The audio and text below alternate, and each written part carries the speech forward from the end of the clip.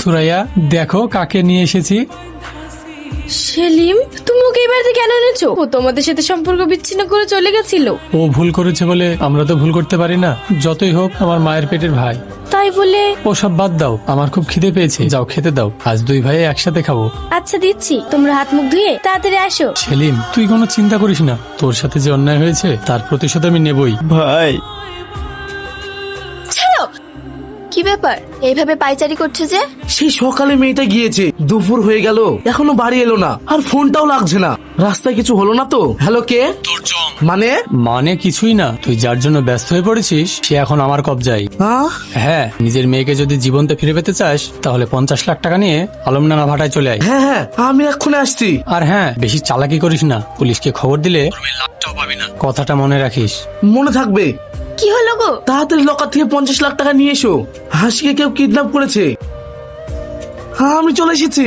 এবার আমার মেয়েকে ছেড়ে দাও। অত ছটফট করতে হবে না, তোর মেয়ের কিছু হয়নি। এই নাও টাকা, আমার মেয়েকে এবার ছেড়ে দাও। ছেড়ে তো দেবই, কিন্তু তার আগে কি?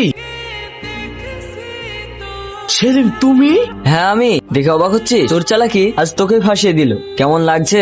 তুমি এখানে কি করে? তুই কি ভেবেছিস তুই আমার সাথে বিশ্বাসঘাতকতা করবি আর আমার ভাই তোকে ছেড়ে দেবে? ওই দেখ। ভাই? চুপ, একদম চুপ। তোর ওই মুখ দিয়ে আমার ভাইকে ভাই বলে ডাকবি না, বিশ্বাসঘাতক। মন বলছ তোকে এক্ষুনি মেরে ফেলি, কিন্তু তা করবো না, তোদের জন্য আইন আছে। আমি তো টাকা দিয়ে দিচ্ছি। তাছাড়া তোমার সাথে যা অন্যায় হয়েছে সেটা কেবল আমি করেছি। পারলে তুমি আমাকে শাস্তি দাও, কিন্তু আমার মেয়েকে ছেড়ে দাও। তোর মতো বাপ থাকলে প্রত্যেকটা মেয়েই বিশ্বাসঘাতক তৈরি হবে। প্লিজ আমার মেয়েকে ছেড়ে দাও। পুলিশ ওকে ধরে নিয়ে গেলে ও জীবনটা নষ্ট হয়ে যাবে। এটা মেয়ে নয়, এটা কান্নাগিনী, বিশ্বাসঘাতক। একে ছাড়া যাবে না রে। মোস্তাকিন, যা টাকাটা নিয়ে আয়। এবার আমার মেয়েকে ছেড়ে দাও। মেয়ে ফেরত হবে না, তোদের বাপ মেয়েকে একসঙ্গে জেল খাটাবো। সেলিম, প্লিজ তুমি আমাকে ছেড়ে দাও, আমি আর কখনো এরকম করবো না। তুই যে আমার মতো কত ছেলের জীবন নষ্ট করেছিস তার ঠিক নেই, তার শাস্তি তো তোকে পেতেই হবে। আর শোন, আমরা গায়া ভূত না, আমরা গ্রামের সাদাসিধে মানুষ। আর সাদাসিধে মানুষ যখন ভয়ঙ্কর হয়ে ওঠে তখন তাকে কেউ আটকাতে পারে না। স্যার, এরা আমার ভাইয়ের কাছ থেকে 50 লক্ষ টাকা ফ্রড করে নিয়েছিল, এমনকি মেরে ফেলারও চেষ্টা করেছিল। তো